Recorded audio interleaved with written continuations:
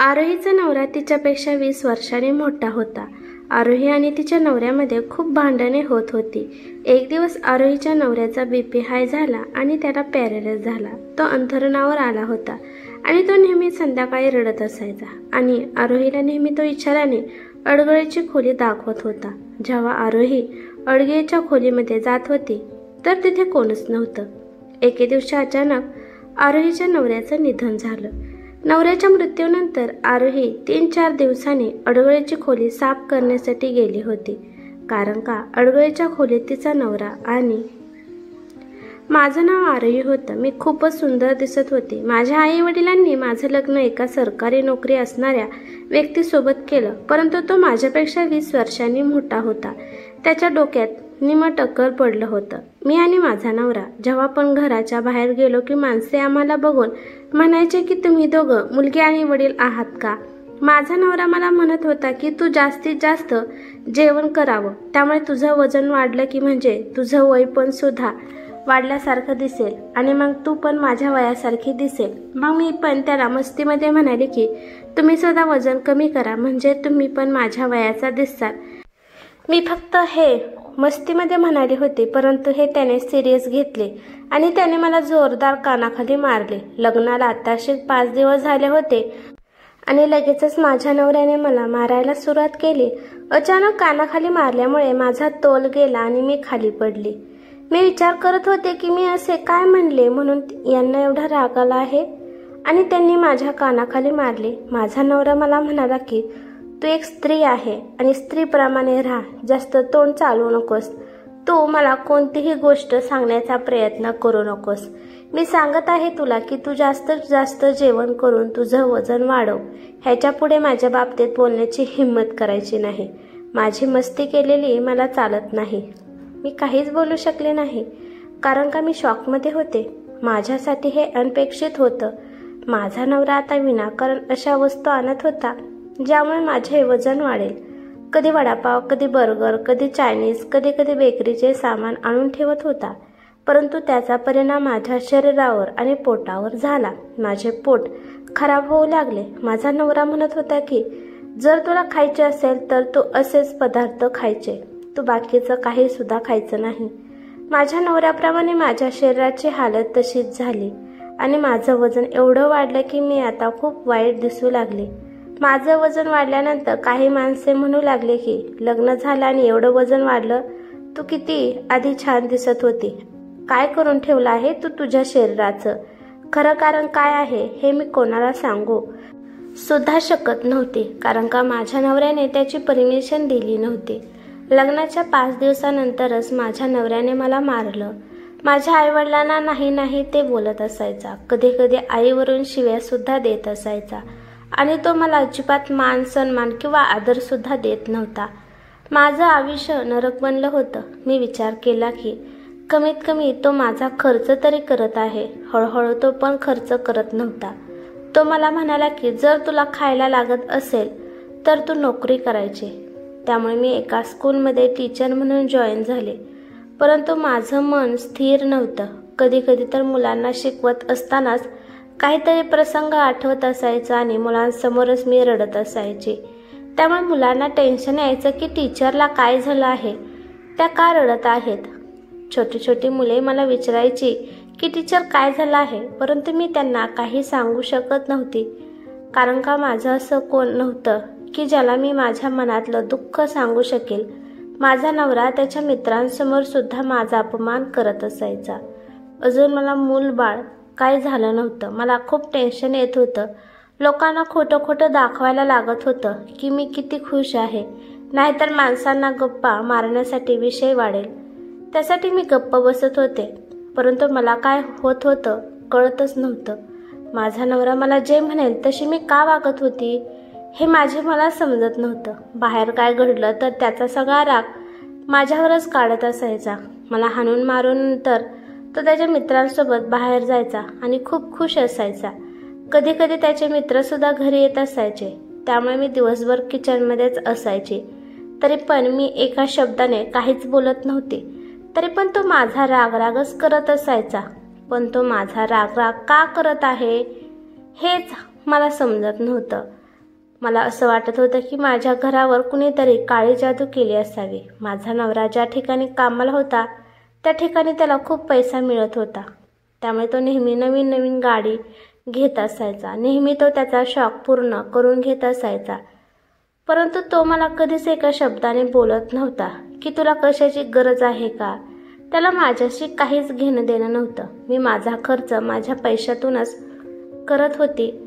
परंतु हळूहळू माणसांना कळू लागलं की आमच्या घरात खूप भांडणे होतात. माझा नवरा एके दिवशी खूप मोठमोठ्याने भांडत होता. तो म्हणत होता की एखादी चांगली भाजी बनवता येत नाही का. तुला माहीत नाही का मला डाळ आवडत नाही. तू नेहमी डाळच का करते. मी बाजार कुठून आणणार होते. भाजीपाला आणायला माझा नवरा जाऊन देत नव्हता. जर माझा नवरा आणून देत असेल तर करायला काहीच प्रॉब्लेम नव्हता. त्याला खूप राग आला होता आणि तो रागात मला म्हणाला की आताच्या आता तू माझ्या घरातून निघून जा. मला तुझी अजिबात गरज नाही. त्याच्या बोलण्यामुळे माझे हातपाय थरथर कापत होते. तो मला म्हणाला की तू पहिल्यापासूनच मला पसंत नाही. मी तर फक्त माझ्या मजबुरीने तुझ्यासोबत राहिलो आहे. माझ्या नवऱ्याला एवढा राग आला होता की त्याचा BP हाय झाला आणि त्याला पॅरेलाइज झाला. मला काय समजत नव्हतं की त्याला नेमकं काय होत आहे. मी ॲम्ब्युलन्सला फोन केला आणि ताबडतोब त्याला दवाखान्यात ॲडमिट केलं. डॉक्टर म्हणाले की आता खूप वेळ झाला आहे. तुमच्या नवऱ्याला पॅरेलाइज झालं आहे. त्यामुळे ते चालू फिरू किंवा बोलू सुद्धा शकत नाहीत. त्यांचं पूर्ण शरीर खराब झालं आहे. फक्त डोळे आणि एक हातच त्यांची साथ देत आहे. काही दिवस माझ्या नवऱ्याला हॉस्पिटलमध्ये ठेवले आणि परत घरी आणले. आता मीच माझ्या नवऱ्याची काळजी घेत होती. तो काहीच बोलत नव्हता. तो चालू फिरत सुद्धा शकत नव्हता. पण मला त्याच्या डोळ्यातून अजिबात पश्चाताप झाल्यासारखं दिसत नव्हतं. कसला का असेना तो माझा नवरा होता. मला त्याला एवढ्या दुःखामध्ये पाहू वाटत नव्हतं. मला वाईट वाटत होतं. मी माझ्या नवऱ्याची काळजी पण घेत होती आणि नोकरी पण करत होते. मी केलेली सेवा पाहून मला आता माझ्या नवऱ्याच्या स्वभावात बदल वाटू लागला.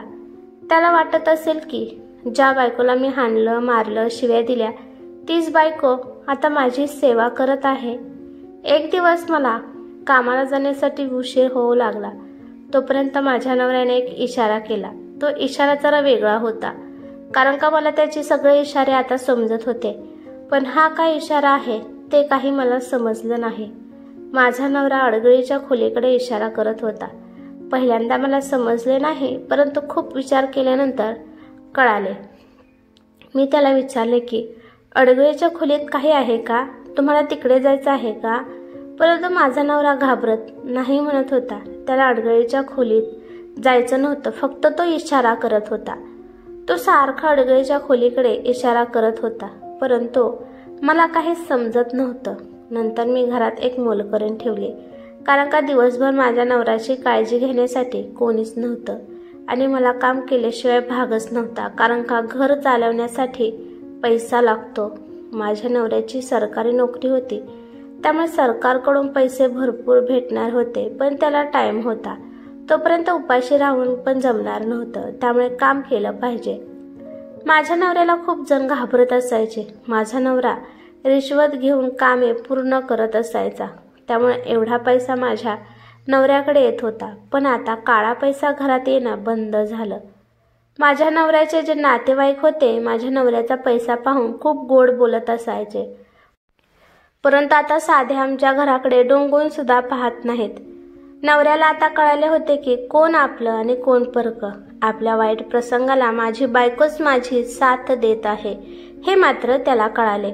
माझा नवरा नेहमी अडगळीच्या खोलीकडे इशारा करायचा आणि खूप रडत असायचा.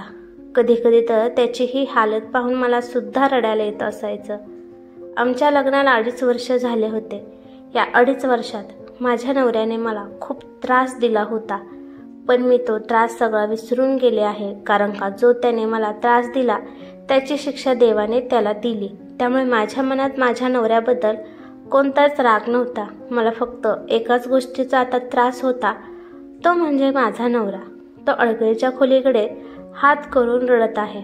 पण मी जेव्हा अडगळीच्या खोलीमध्ये जायची तिथे तर कोणीच नसायचं. परंतु त्या अडगळीच्या खोलीत काहीतरी असावे, नाहीतर मृत्यूच्या दारात असणारा माणूस कधीच खोटं बोलणार नाही. एके दिवशी एक मुलगी आमच्या घरी आली आणि ती मला म्हणाली की ती माझ्या नवऱ्याची मैत्रीण आहे.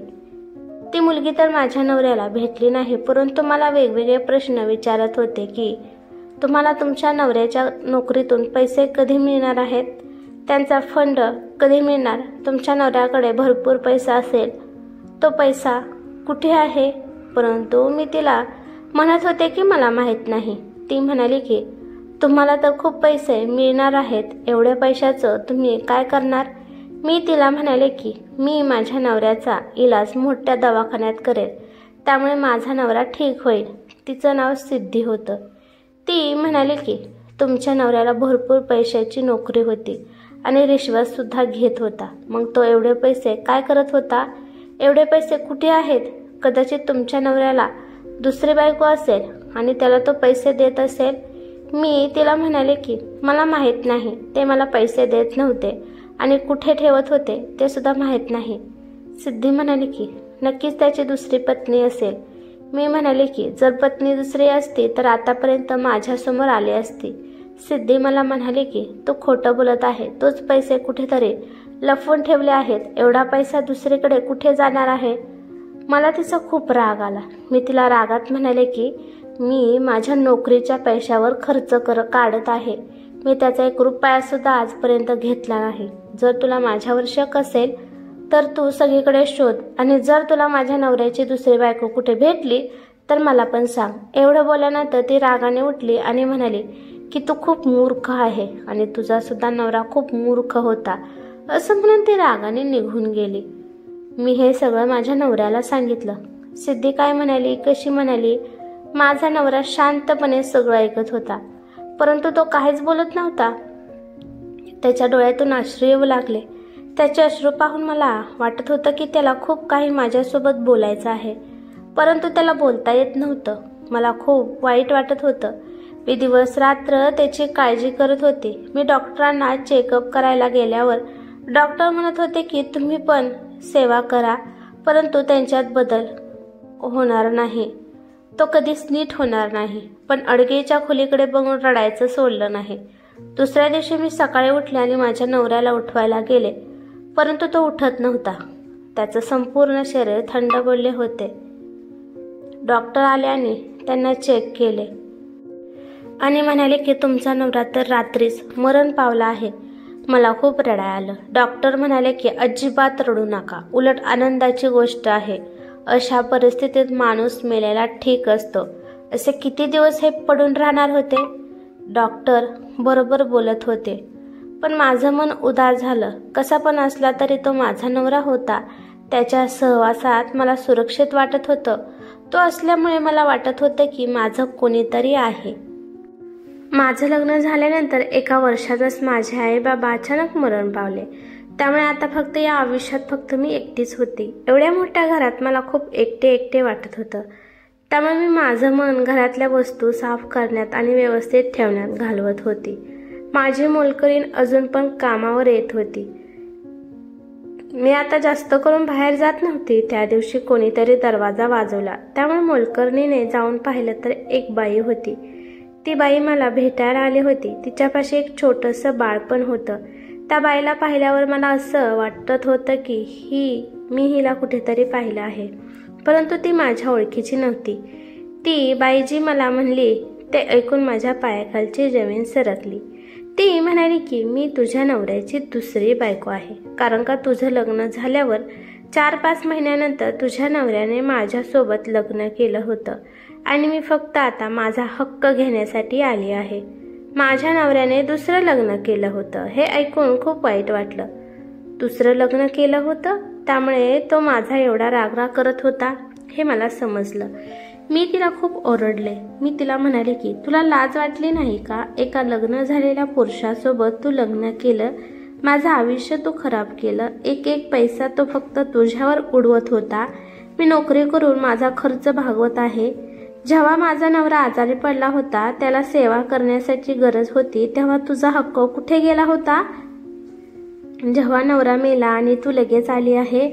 हे बघ, मला माहित नव्हतं की त्याचं लग्न झालं आहे. माझ्याकडे त्याच्या वंशाची निशाणी आहे. माझ्या नवऱ्याला सरकारी नोकरी होती, त्यामुळे त्याच्याकडे खूप भरपूर पैसा आणि प्रॉपर्टी असेल, ती मला पाहिजे आहे असं ती बाई म्हणू लागली. आणि आता त्याची पेन्शन पण येत असेल. मला प्रत्येक गोष्टीत हक्क तर पाहिजे आहे. मी तिला म्हणाले की या घरात 1 रुपया सुद्धा नाही, तो हवं तर चेक करू शकते. तिने घराचा कोपरा ना कोपरा पाहिला, परंतु तिला कुठेच पैसे सापडले नाहीत. जाताना मला धमकी देऊन गेली की मी कोर्टपर्यंत जाईल आणि 1-1 रुपयाचा हिस्सा घेणार आहे. मला खूप टेन्शन आलं. मी त्याच्या ऑफिसमध्ये फोन केला. फंडाचे सगळे पैसे मी माझ्या नावावर करून घेणार होते, कारण का त्या बाईच्या चेहऱ्यावरून मला वाटत होते की ती मला 1 रुपया सुद्धा देणार नाही. परंतु ऑफिसमध्ये जाऊन येऊन मला कंटाळा येऊ लागला, परंतु माझं काहीच काम होत नव्हतं. हळूहळू या टेन्शनमध्ये माझी नोकरी पण गेली. आता घर चालवणे खूप मुश्किल होऊ लागलं. मला कधी कधी खायला सुद्धा काय मिळत नसायचे. उपाशी झोपत असायचे. वेळेवर जेवण न भेटल्यामुळे माझी तब्येत खूपच खराब होऊ लागली. माझी आता तब्येत पूर्णपणे कमी झाली होती. हाडाचा नुसता सापळा झाला होता. माझी मोलकरीण खूप चांगली होती. कधी कधी ती मला माझा हाल विचारण्यासाठी येत होती आणि कधी कधी मला खायला प्यायला सुद्धा घेऊन येत होती. मला नंतर कळाले की हे घर माझ्या नवऱ्याचे नव्हते. त्या घराचा मालक मला धमकी देऊ लागला की लवकर हे घर खाली कर. मी घराच्या मालकाला खूप समजावलं की आता मी कुठे जाऊ, मला जाण्याचा कोणताच मार्ग नाही. परंतु तो मालक दगडाच्या काळजाचा होता. तो म्हणाला की उद्याच्या उद्या घर खाली कर, नाहीतर घरातलं सामान सगळं बाहेर फेकून देईन. नंतर तो माझ्याजवळ आला आणि म्हणाला की तू या घरात राहू शकते, परंतु माझे एक काम आहे. त्याच्या डोळ्यात मला वासना दिसत होती. हे पाहून मला खूप रडायला आलं. तर मी माझ्या मेलेल्या नवऱ्याला म्हणाले की कमीत कमी माझ्या नावावर एखादं घर तरी करायचं, त्यात मी सुखाने राहू तर शकले असते. घरात खूप सामान होतं. त्यातील मोठमोठं सामान विकले आणि काहीतरी पैसे जमा केले आणि कधीतरी हे घर खाली करावेच लागेल, त्यामुळे छोटे छोटे सामान पॅक करू लागले. परंतु मला अचानक आठवले की माझा नवरा अडगळीच्या खोलीकडे पाहून रडत होता. नक्कीच त्या अडगळीच्या खोलीत काहीतरी असेल. त्यामुळे मी पटकन अडगळीच्या खोलीत गेले. मी सगळीकडे शोधले, परंतु मला काहीच सापडले नाही. परंतु एका कोपऱ्यात एक पितळेची घागर होती. मला वाटलं की या घागरीला विकून थोडेफार पैसे मिळतील.